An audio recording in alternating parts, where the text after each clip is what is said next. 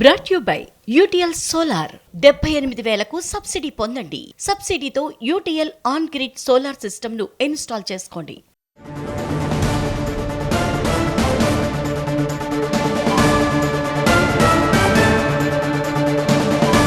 రైతు భరోసాపై సీఎం రేవంత్ కీలక ప్రకటన చేశారు. సంక్రాంతి తర్వాత రైతు భరోసా వేస్తామని తెలిపారు ముఖ్యమంత్రి.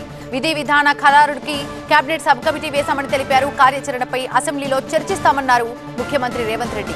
ఎవరు అడ్డుపడినా రైతు భరోసా అందిస్తామని తెలిపారు ఆయన. బీఆర్ఎస్ బీజేపీ నేతల మాటలు రైతులు నమ్మొద్దన్నారు. మళ్ళీ రైతులకు మాట ఇస్తున్నా, సంక్రాంతి పండుగ తర్వాత రైతు భరోసా మీ ఖాతాలలో వేసేది సోనియమ్మ గ్యారంటీ, ఇందిరమ్మ ప్రభుత్వము. ఏ రైతులు ఎలాంటి మారీచులు సుబాహులు వచ్చి మీకు అబద్ధాలు చెప్పి